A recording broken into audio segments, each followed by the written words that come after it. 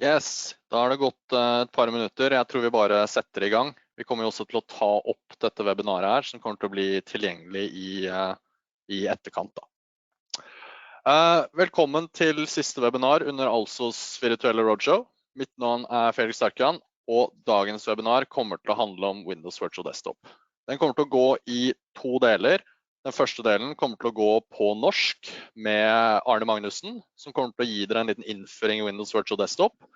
Og i etterkant av dette så kommer vi til å adressere litt spørsmål som eventuelt har kommet opp her da. Andre del kommer til å bli holdt på engelsk av Joseph Landis fra Nerdio. Under webinaret, still veldig gjerne spørsmål. Du har en sånn questions-tab der, så still veldig gjerne de spørsmålene, så skal vi få adressert dem. Da tenker jeg vi setter i gang med første del. Arne, ordet er ditt. Hei, da begynner vi, og så går vi bare rett på med å snakke om Windows Virtual Desktop. Den har jo vært tilgjengelig, ble lansert i september i 2019, like før Ignite i fjor, men før det så var den jo i preview 6 måneder før. For de som har vært med i Microsoft sin desktop-reise, så vet man at man har prøvd seg på noen andre produkter før, og ikke hatt så særlig suksess med det.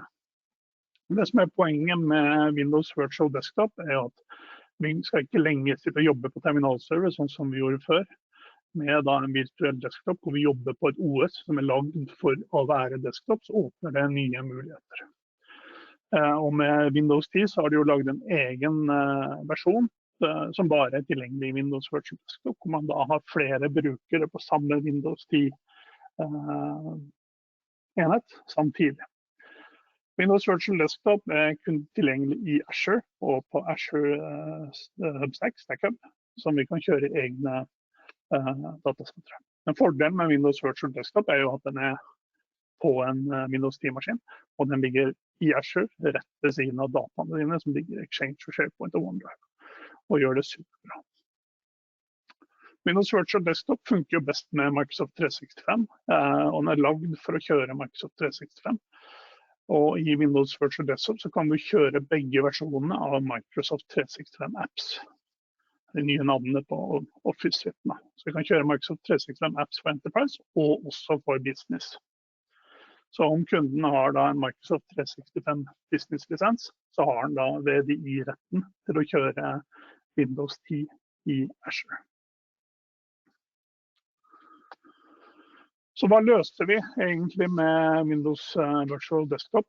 Hvorfor kan vi ikke bare fortsette å bruke terminalservere? Det er mange som sier. Noen av utfordringene med terminalserver er jo at terminalserveren er bygget for å være en server og ikke en desktop. Det har vært, for de som har jobbet med det, så har det vært masse utfordringer med det. Så fordelen med hva man har løst da, i Windows Virtual Desktop er at man har laget en Windows 10 multisession, og du kan også kjøre single session. Storage, altså lagringen og appene er visualisert, så man har dratt de ut av OS-imaget, for å si det sånn.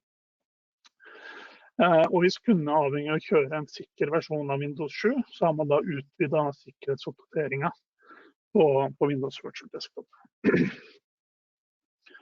For oss som kjenner terminalserver, så vet vi at Office 365 fungerer ikke optimalt på en server.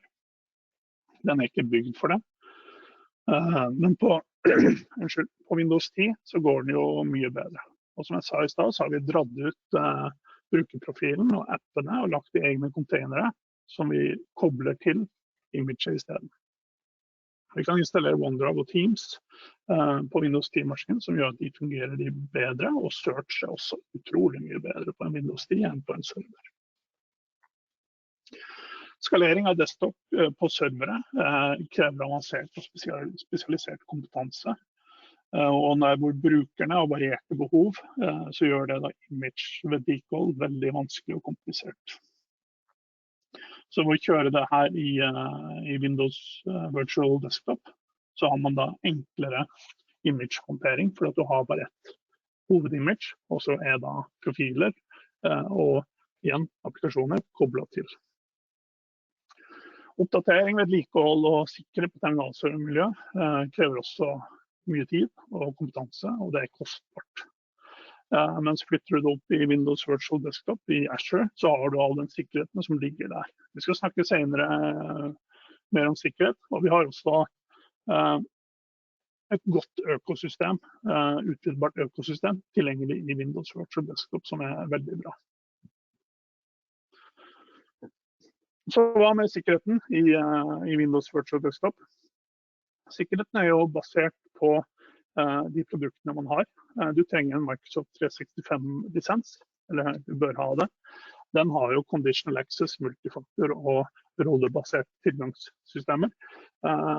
Og den kjent for å være sikkerhet, og der kan man jo kjøpe de sikkerhetspakkene man ønsker. 365 Business har Basic, og du kan gå helt opp i E5 for å få enda mer sikkerhet. Og da kjøper du deg inn i den sikkerheten som ligger i produktet. Azure har over 90 compliance-tilbud. Det jobber i dag mer enn 5000 sikkerhetseksperter i Azure-løsninger. Og de mottar 6,5 trillioner på norsk signaler inn om hva som skjer ute. Microsoft bruker masse penger på sikkerhet, og vi blir da en del av den sikkerheten som ligger innebygd i plattformen i Azure, hvor da maskinen går.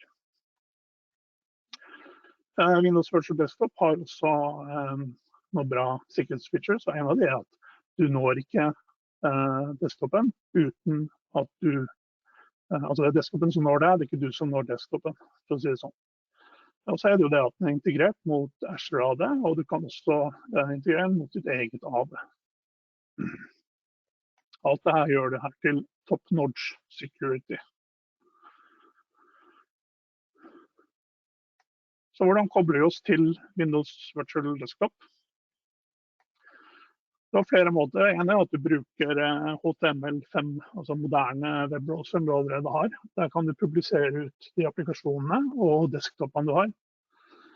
Du kan også integrere desktopen eller appene inn i Windows Start-menyen som du allerede har, som gjør en sømløs tilgang til applikasjonen og desktop.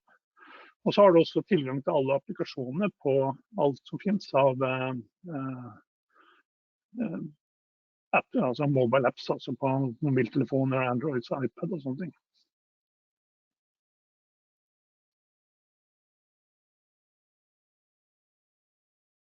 Hvordan har de gjort dette her? Det som bra med Windows Virtual Desktop at Microsoft har valgt å separere ut appene og brukerprofilene fra operativsystemet. Apper bruker man MSX for å containerise, altså containerpakke appene. Og så kobler du egentlig bare appen til når brukeren trenger. Sammen med brukerprofilen, den ligger i en egen container, og den ligger alltid tilgjengelig. Så hvis du har flere Windows Virtual Desktop VMs, så uansett hvilken VM den brukeren kobler seg til, så vil da den containeren koble seg til den VM-en som brukeren kommer til. Dermed så brukerprofilen til brukeren alltid tilgjengelig, sånn at du slipper å for eksempel oppdatere OneDrive eller den store mailboksen som brukeren har. Appene ligger i container og kobler seg også til, veldig snedig og fint. Og det krever da, hvis du for eksempel skal oppdatere en app, så krever ikke det at du lager et nytt image som operativsystemet ligger i. Det kan du gjøre på siden. Og samme, du kan oppdatere operativsystemet uten at du trenger å oppdatere appen. Selvfølgelig gjør de testing.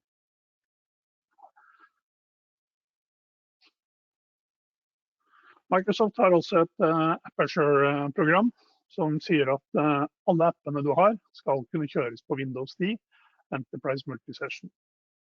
Så hvis du har en app, så skal de i teorien hjelpe deg med å få den appen til å gå i Windows Virtual Desktop. Noen begrensninger, det noe sånn stjerne og noe tekst under der, men i utgangspunktet så tenker jeg det. Sizing og pricing. Hva trenger vi? Vi trenger noen VM-er. Det gjør vi helt klart. Så har du en helt vanlig bruker, en vanlig standardbruker som kjører Word, Excel, Outlook og en browser, så kan du samle 4 brukere på en V-core. Så kjører du en 8 V-core-maskin, en 2 V-core-maskin, så skal du i utgangspunktet kjøre 4 brukere. Litt mer avansert, så er det 2 brukere per V-core. Og er det power user, så bør man da dedikere egne VM-er til det.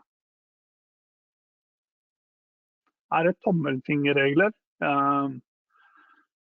Vi har kjørt en V-core og 4 brukere med Outlook. Jeg vet ikke om jeg ville kjørt det i produksjon, men ja, publiserte appen. Det gikk rundt, men det var også bare så vidt. Spesielt når de begynte å gjøre litt kalenderoppslag og booke litt møter og sånne ting. Så personlig så synes jeg den satsingen her blir litt liten. Men det er jo da erfaring som gjør mester der. Når det gjelder prising, så er det jo prising gjør man jo i Azure Price Calculator, som man gjør med alt annet i Azure. Og da er det en egen prisingskategori for Windows Virtual Desktop. Men jeg synes egentlig det er bedre bare å velge en maskin uten Windows-lisens. Fordi på Windows Virtual Desktop så trenger vi ikke å kjøpe Windows-lisensen. Den følger jo med da i enten Microsoft 365 eller VDI-lisensen som brukeren bør ha fra før. Det er bedre bare å finne en Linux-maskin i kalkulatoren som man er fortrolig med. Og da kan du legge på, hvis du bruker mye grafikk, så legger du på en VM som er bra for grafikk. Kjører du mye applikasjoner som trenger mye minne, så legger du på en VM som har mye minne. Og alt arkitektur rundt, som vi skal se på nå, det er jo inkludert i prisen. Så alle de tjenestene som dere kjøper da gjennom terminalserver-lisensen i dag, de er jo gratis. De betaler vi ikke for. De er inkludert i VDI-lisensen som allerede ligger i Microsoft 365. Så jeg kjenner dere som kjenner til terminalserver, dere kjenner jo til disse tjenestene her. Det her håndterer Microsoft for oss. Vi trenger ikke patche det, eller holde det like, eller monitorere det. Alt det tar Microsoft seg av. Det vi trenger å gjøre, det er å holde imagene ved like. Enten vi har Windows 7, som er Windows 10 Enterprise og Windows Server. Det kan vi også kjøre. Hvis du har en Windows Server i dag med terminalserver på, så kan du løfte den opp. Så kan du flytte tjenestene inn i Windows Virtual Workspace. Så du slipper å vedlikeholde dem. Her må vi vedlikeholde image. Det er vår jobb. Og sammen med app-publiseringen. Det som går på IAS-nivå, ja, vi må sette opp en server. Vi må tilordne den storage og nettverk. Men drift og vedlikehold av det tar Microsoft av. Patching av OS det gjør vi jo i image management, så den har vi fortsatt. Men det som er viktig å vite her, det er at det vi betaler for, det er den compute og den storage og den networket som vi har satt opp. Og så må da kunden allerede ha betalt for Microsoft 365 eller VDI-lisensen. Og det er da den samme lisensen som de har på PC-en sin allerede gjerne.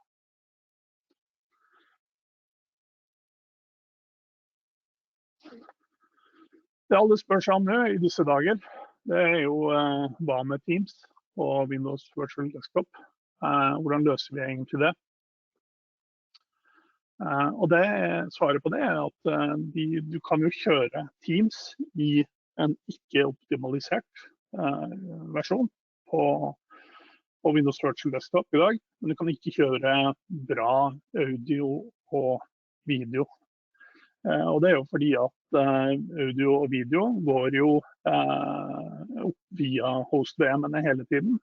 Og du får latency og lag som gjør at det nesten umulig å gjennomføre en samtale eller se på video.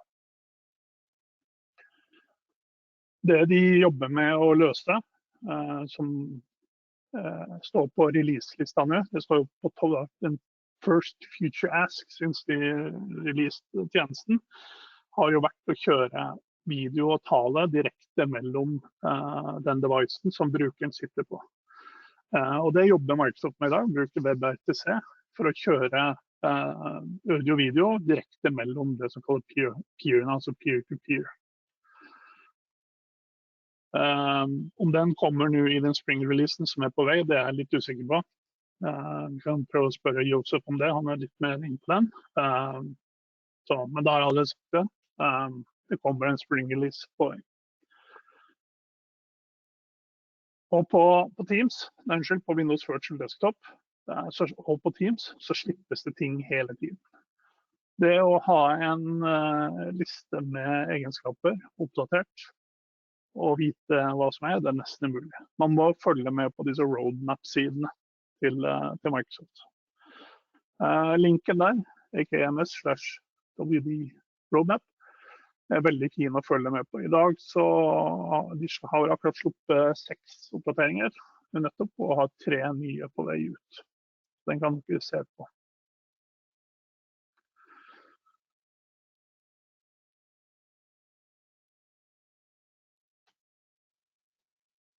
Rundt Windows Virtual Desktop så ligger et stort økosystem.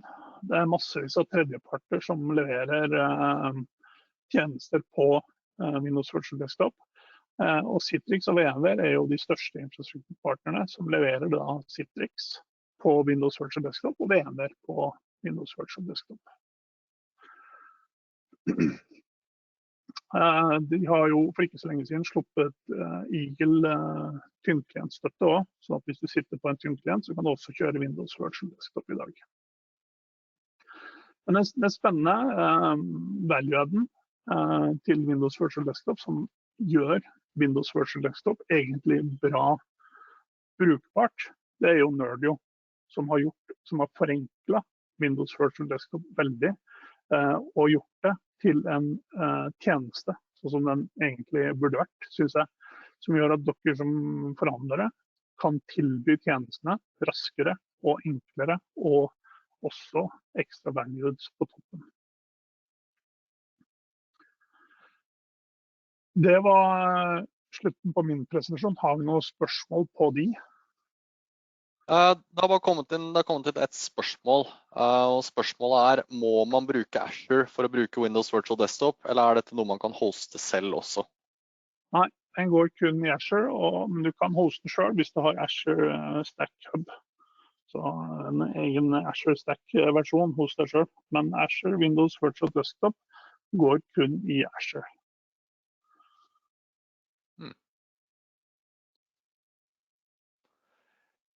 Yes, det virker ikke som at det har ikke kommet noen flere spørsmål, så da kan vi egentlig bevege oss videre til del 2 av webinaret, hvor vi skal bytte både presentør og språk. Så med det så kan jeg si at vi skal ta en superkort teknisk pause, som betyr bare bli sittende foran skjermen.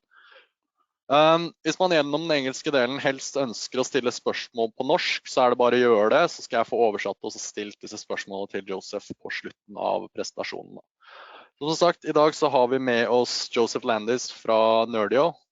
Joseph, we have officially changed the language. Are you with us? I am with you. Thank you for having me. If you can make me a presenter, that would be super. Of course, of course.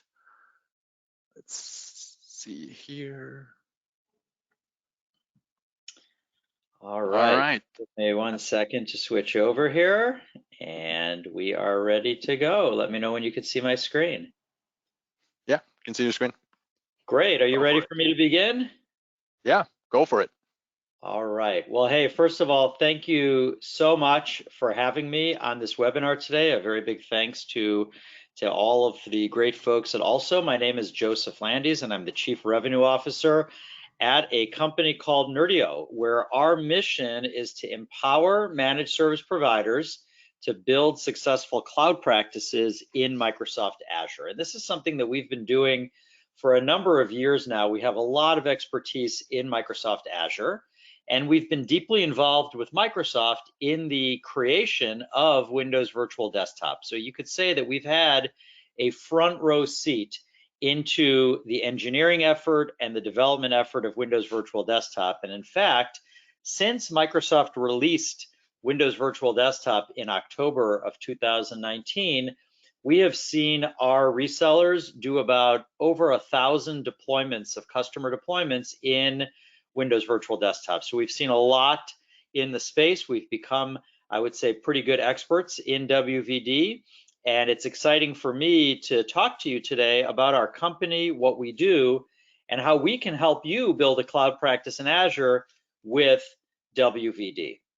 So I always like to start these discussions with a little bit about Microsoft Azure, because we know that many resellers, many MSPs, they struggle to move to Microsoft Azure, and they have challenges moving to Microsoft Azure.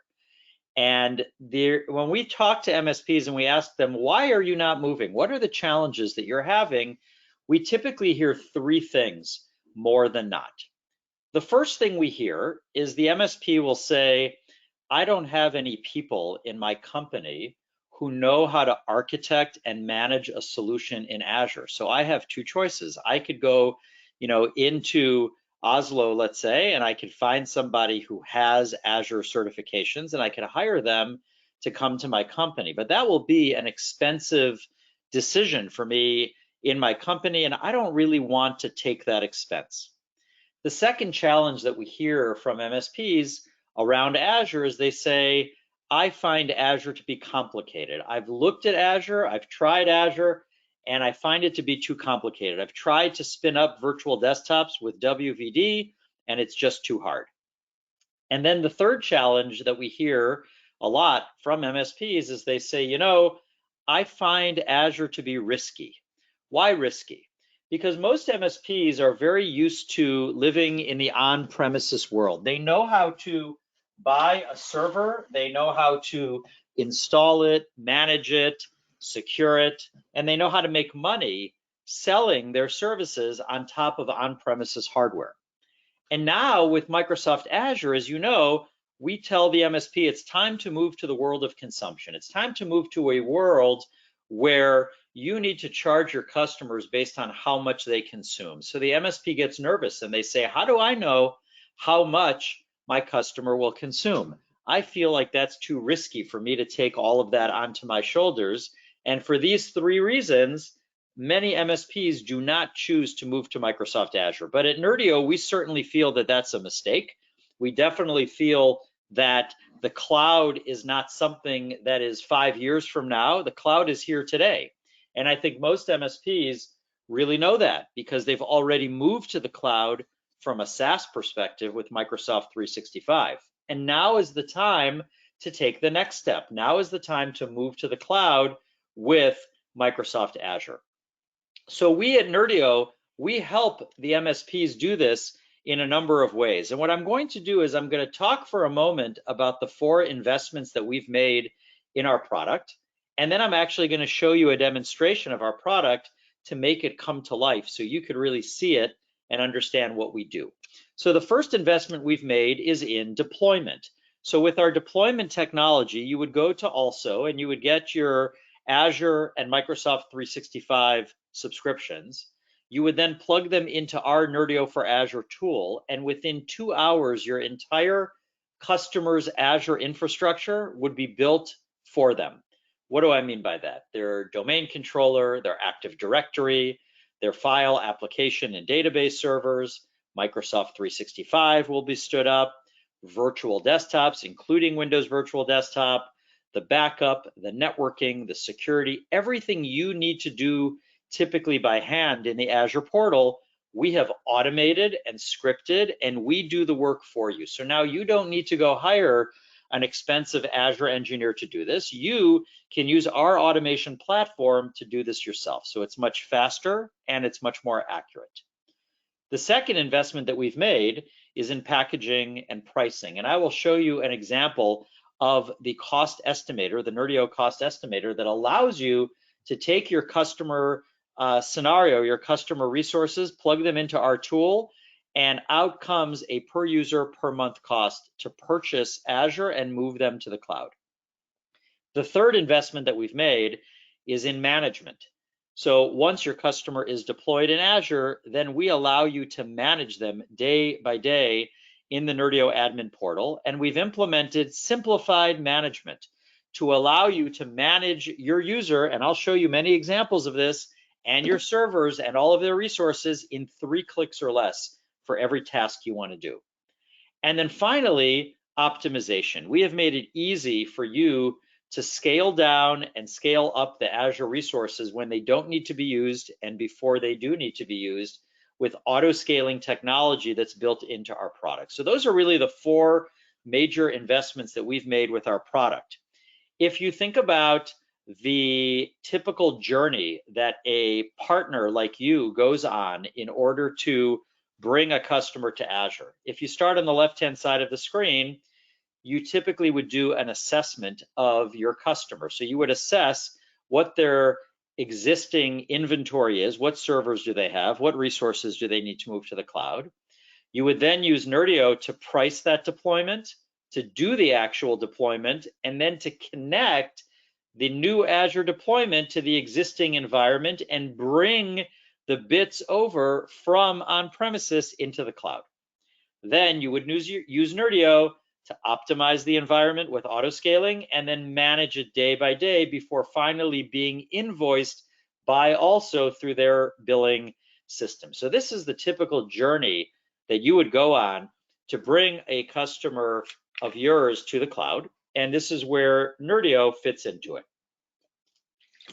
So if you think about the role that we play in the ecosystem with Nerdio for Azure, this customer is always in the center of everything we do and you do. The customer has their desktops, their servers, their Office 365, some backup, some security. You as the MSP, you are providing them with migration, strategy, monitoring, support. What's the role that we play at Nerdio? We are that management layer in between you and your customer. We help you, the MSP, deploy, manage, price, and optimize Microsoft Azure. We are a fully white label solution, so you can use your own logo, your own colors. Our job is to help you be successful. We have 2 different plans that we sell the product under. On the left-hand side of the screen is Nerdio for Azure Core. With Nerdio for Azure Core, this is the product that allows you to deploy typical IaaS environments, typical infrastructure environments. And you could use all of our tools, the deployment, the pricing, the management, and the optimization tools, and lift and shift servers into the cloud. And we charge $59 US per customer account, per customer tenant. No matter how many resources your customer has that you want to move to the cloud, we charge you a flat $59 US. On the right-hand side of the screen is our most popular product, Nerdio for Azure Enterprise. And with Nerdio for Azure Enterprise, you get everything that Nerdio for Azure Core gives you, and it allows you to spin up virtual desktops, including Windows Virtual Desktop. So if you want to do a WVD deployment, you want Nerdio for Azure Enterprise. It does, again, the deployment of WVD, the pricing, the management of WVD, and the auto scaling. And for that, you actually have a different pricing plan. It's $12 a desktop a month US. And we also have volume-based pricing depending on how many desktops you're managing with Nerdio. So those are the 2 plans. And if you're focused on Windows Virtual Desktop, which is what this webinar is about, you would want to choose Nerdio for Azure Enterprise. Now, I know before I spoke, you got to hear from also and their experts about what is Windows Virtual Desktop. And just to review before I show you the demo, of course, Windows Virtual Desktop is the evolution of a project that Microsoft used to have called RDMI that they renamed to Windows Virtual Desktop. And it is a set of technologies that allow you, the MSP, to deploy virtual desktops in Azure. The way I like to describe it is it allows your customers to stream their desktop from the cloud, from the Microsoft Azure cloud. And Microsoft has really made a lot of advancements, both on the technology side and the licensing side with WVD. As I'm sure you know, before WVD, in the older days, if you wanted to spin up a virtual desktop for your client, you had to do that with Windows Server with desktop mode enabled. you had to buy something called a shared computer activation license. You had to buy an RDS license as well. So it was much more complicated than today. Today, you simply are streaming a Windows 10 desktop. Your user is streaming a Windows 10 desktop in multi-session mode, and you have an entitlement to that service in Azure as long as you are running Windows 10 Enterprise or Microsoft 365 Business. So the licensing is much more simplified. The product is much better, and it's significantly easier to use. So what I'd like to do now is I would like to go over to the demo here. I'm hoping you could see my screen. And what I'd like to do now is show you our product and show you how easy it is to bring your first customer to Windows Virtual Desktop using Nerdio for Azure. So when you look at the screen here, this is Nerdio for Azure. This is our core product. And the view you are looking at here is the view of you as an MSP managing your clients. So you have these different clients, these different customers that you have deployed into Azure. These are just obviously fictitious names. You have Adar, you have Moreheart, you have Coreheart, Winheart, Goodheart. You can see I wasn't so creative with the names. And this is how you manage them day to day. So let's go through the journey of how you would take somebody and spin them up in Windows Virtual Desktop using the same typical journey I showed you. So what's the first thing you do? You would do an assessment, and you would understand what resources, what items does your customer have that they want to move to the cloud with Windows Virtual Desktop. And then the next step you would take is you would go into our cost estimator that I mentioned to you, and you would price out what it costs you to bring this customer to WVD. So you could see that we've come up with different use cases that you would move your customer to for Azure. We are going to pick IT as a service, which is the one that typically most clients want to move to. They want to have all of their resources in the cloud with a virtual desktop scenario. The next question you'll be asked is, how many desktops do you want to put in the cloud? Let's say it's 25. And you'll see you could choose, do you want the old RDS way of doing things or the new WVD? We're going to choose WVD. Now, Microsoft, as you know, has a concept in WVD of personal or pooled desktops. Really, that is the difference between having a one-to-one assignment of a virtual machine to a user or a pooled desktop user where many users share a virtual machine. For this deployment, we're going to say there are no personal desktops, and all 25 users will make use of pooled desktops. The next question we ask you is, from the assessment you did, what are the servers that you want to move to the cloud? So typically for a Windows Virtual Desktop deployment, you'll have an Active Directory domain controller and a file server. Let's assume you also have an ADFS proxy. And then you can see we've added a button here to add more servers. Let's say they have a SQL server or something else. You can add those servers from your assessment. But let's say for this example, it's a very simple deployment of a Active Directory domain controller, a file server, and an ADFS proxy. The next question we're going to ask is, how many licenses of Microsoft 365 do you want to sell your customer? We will assume that it will be 25 and that you will purchase those from your CSP also. We then ask you, will you take advantage of Azure Hybrid Usage, Azure Hybrid Benefit, which is a licensing program Microsoft has that's available through also that allows you to get credit for your Windows Server licenses in the cloud. So we'll say yes, and you're going to purchase from also something called the CSP software subscription. You're then asked if you're going to take advantage of something called reserved instances or reservations. This is where you can prepay for your compute ahead of time. So there's a way to do that for 3 years or 1 year. We're going to choose 3 years because it's the least expensive way to purchase Azure. And we then ask you a few other questions. Do you want to take advantage of in-region backup? We'll say yes. Do you want to set up a site-to-site VPN? We'll say yes. And then we ask you a few other questions around the types of users you have. Let's assume it's a knowledge worker. So you're going to have 4 users per CPU core. We ask you what your discount is from also. I'm just going to put in, let's say 9% on Azure, 12% on Microsoft 365, and 1% on reserved instance. I don't know if that's actually correct, but let's assume it is. And then we will ask you, what data center do you want to deploy this into? We'll choose North Europe, and we will choose euros.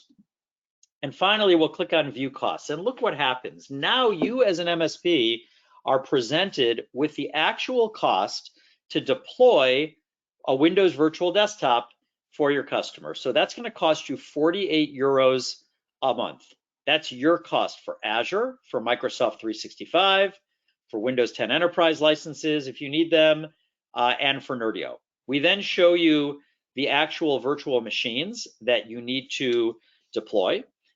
We've architected the solution for you. So now you could go to also and you could tell them I need these virtual machines with this instance size, OS disk size, and data disk size. And we break down for you the individual components of Azure. So we say that Azure is going to cost you 337 euros a month. How does that break down for compute, storage, backup, desktops, and many other things? So now you are much more in control. You know how much it costs you to spin up a Windows Virtual Desktop. You take this, you put your managed services on top of it, your margin on top of it, and then you go back to your customer and you tell them what the cost is to move to Windows Virtual Desktop. Once you have that, you go to also, you get your Azure subscription and your Microsoft 365 subscription, and you come back to our tool and you click on this button in the bottom right-hand side, add NFA account, add Nerdio for Azure account. You'll then be prompted, which type of deployment do you want? Remember, we said we have a product called Nerdio for Azure Enterprise. You choose WVD and click next. You click on this button that says connect. You connect your Azure and Microsoft 365 subscriptions that you've purchased from also, and you click save. And within 2 hours, as we talked about, your entire infrastructure in Azure will be built automatically for your customer. So you just sit back and watch Azure being built out, and you'll feel confident that it's going to do it in a quick way and in a way without making mistakes. Now that you have deployed Azure, that's when the customer shows up in your Nerdio admin portal, in your account list. So let's click on a fictitious customer here, Winhart. We're going to log into them, and now this is the role that you play as an MSP, managing your customer day to day, because your customer is calling in and they are asking you many questions about, how to manage the environment, and you as an IT services provider are having to manage this environment for them. So you log in and you're presented with a dashboard. You could see this customer, Winhart, has 8 users, 10 Active Directory groups, 8 servers. You could see the logon pattern of the desktop users. And then on the left-hand side of the screen, you could see the different types of tasks that you could take to manage your customer's IT environment. You could see users, groups, servers, networking, backup. We selected users. Users is a place that many MSPs spend most of their time, because typically users call into the help desk asking a lot of questions. So when we click on users, we see that there are 8 users at Winhart. We have Andy, we have Angie, we have Chad, Mike, Sally. Let's look at Andy. Andy is a Windows Virtual Desktop user. He has a B2 2-core virtual desktop running in the North Central US data center, and he's a member of this IT department group, Active Directory group. Now, as an MSP, I could click on this drop-down menu and you could see all of the tasks that I could perform on behalf of my user, Andy. Let's say he needs to, reset his desktop or revert his profile, or maybe Andy is leaving the organization and we need to take his files and folders and send them over to Angie in accounting so that they'll be saved. We can archive, we could delete him as a user, we could forward his email to another user, we could log into his desktop, reset his desktop, many things we can do for any of these users in order to be able to manage them day to day.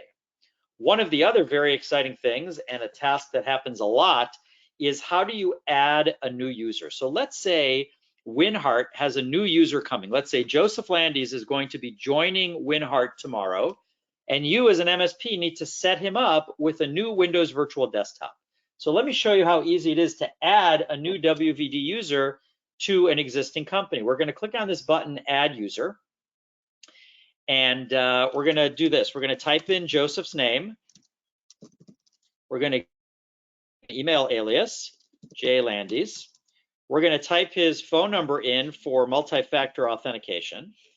We're going to assign him an Office 365 license. Now, actually, you'll see it's very interesting. I actually have not purchased any licenses, so it tells me that I cannot add a new license until I go back to also and purchase a new one.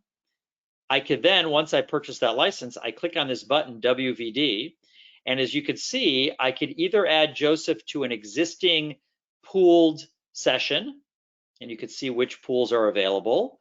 I could add him to a remote app server, or I could give him his own personal desktop, and I could choose the size of the virtual desktop, from the desktop size, the disk size, and I could even choose what region to place his desktop into. So for example, let's say the company is based in Norway, but maybe the user, maybe Joseph, is going to be living and working in the UK. So I could place his desktop in the UK South region so that the latency of his desktop is reduced.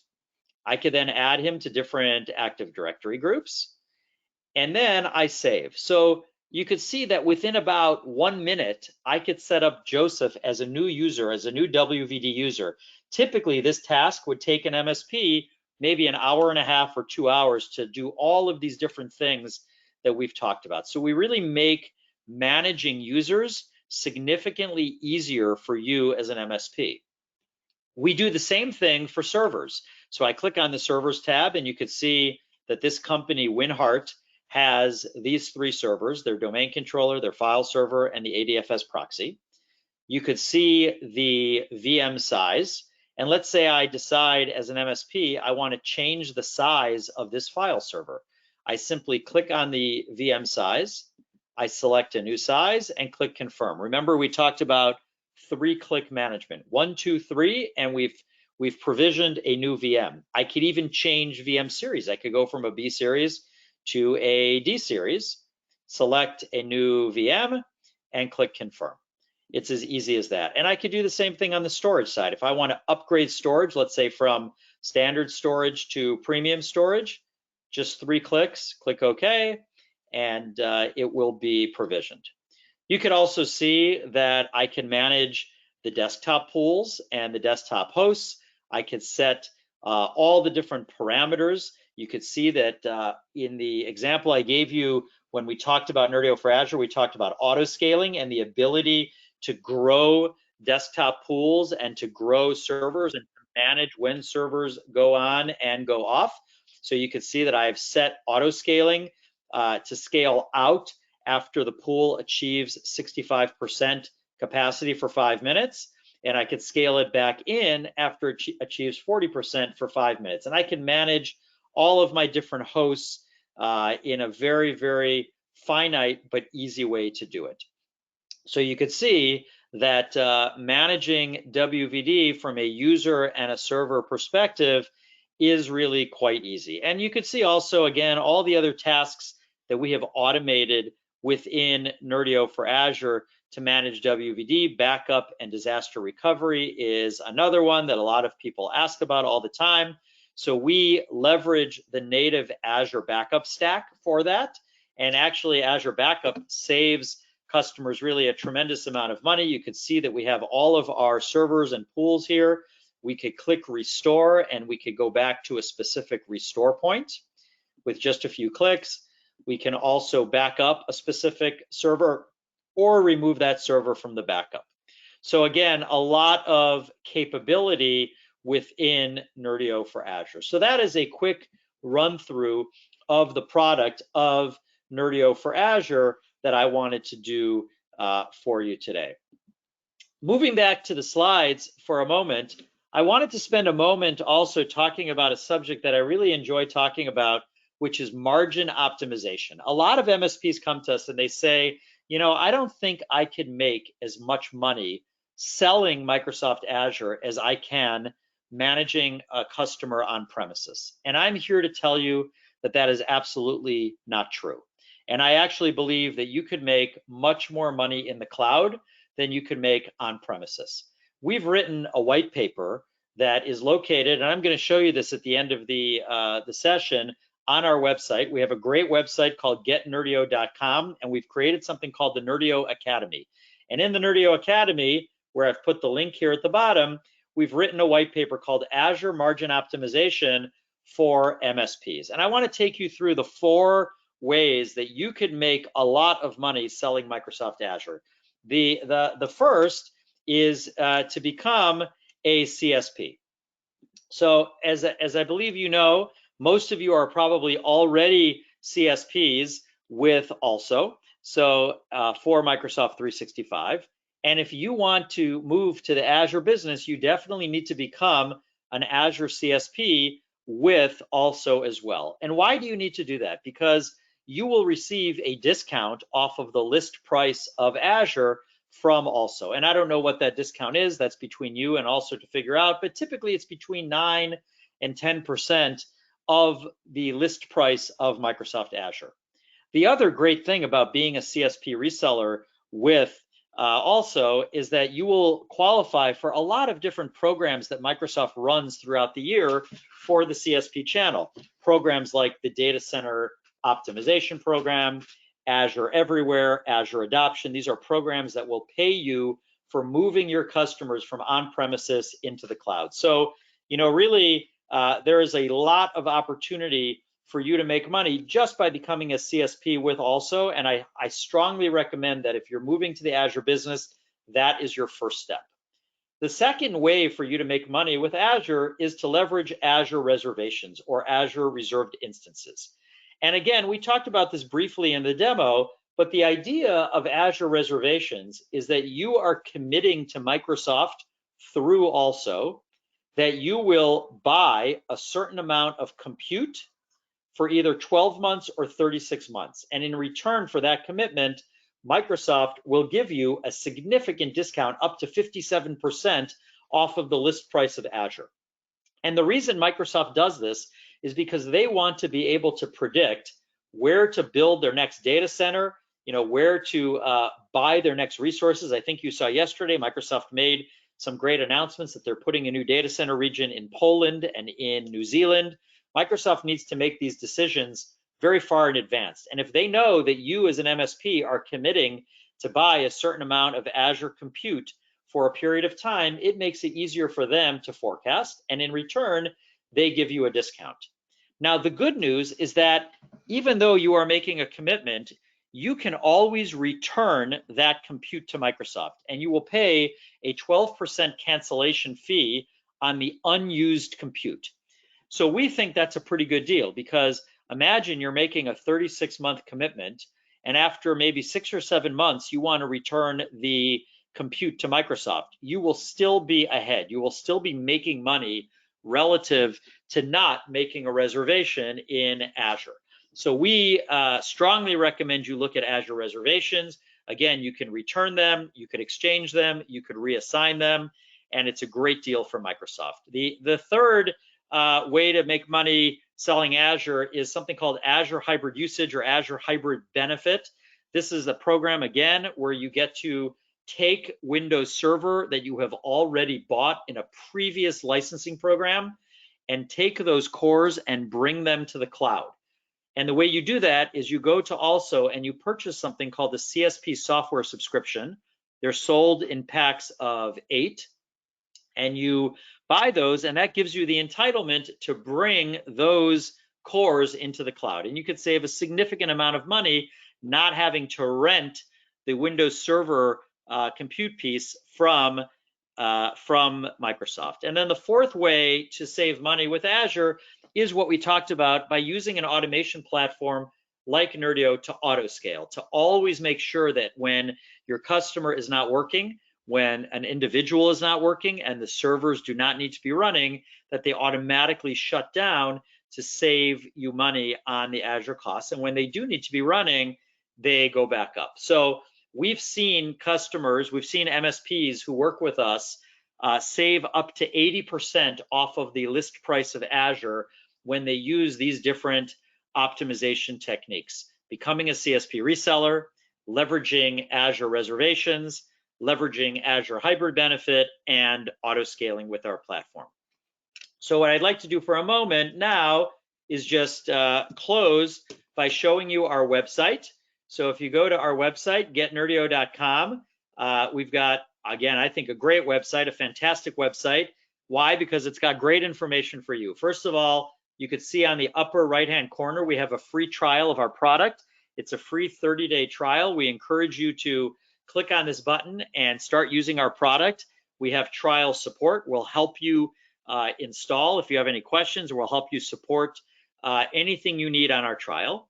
We also have the cost estimator that I showed you. You could play around with that and try it out and put a customer into it and see what the cost would be. And we have what I mentioned, the Nerdio Academy. In the Nerdio Academy, we have a ton of great information for you. We show you how to make more money selling Microsoft Azure, how to create Azure offers and packages.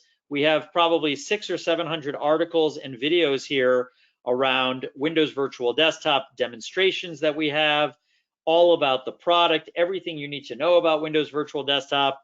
It's all here in the Nerdio Academy. So we encourage you to go onto our website, check it out, and if you have any questions, you could always contact us using this button on the top. Just send us a quick note with your name and what you're looking for, and we'd be very happy to help you. So with that, again, a big thank you to also for hosting us in this webinar today. It was great to be able to participate. So thank you so much, and I'm happy to open it up for questions now. Yeah, thank you very much for the presentation and demo, Joseph. We have a pretty quiet audience today, so not really a lot of questions has really come up during the presentation or the demo. So just going off what you said lastly, if you have any questions directly to Joseph, you have the ability to contact them through their website. A lot of good resources there. Other than that, let's wait a couple of minutes to see if there are any questions that will fall in here. Otherwise, we will end it there for the English side. Great. Well, thank you very much. It was a pleasure being part of the webinar. I appreciate it. Yeah, thank you for participating. You're welcome.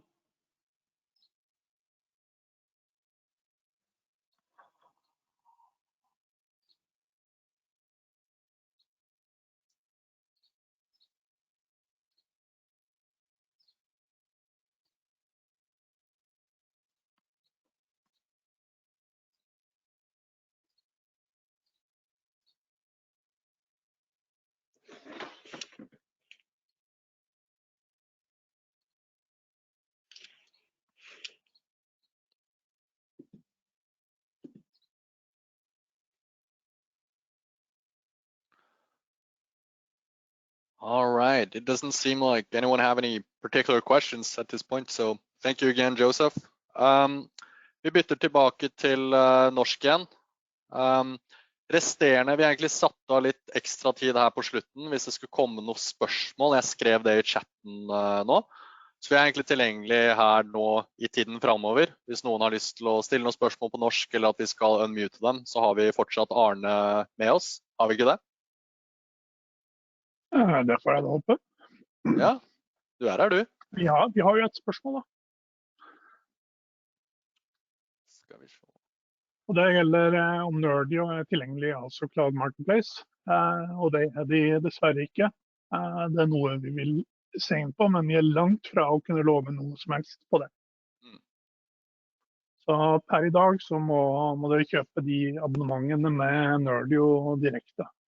Jeg føler jo selv at de gir såpass mye at det faktisk er noe man burde se på for å komme i gang.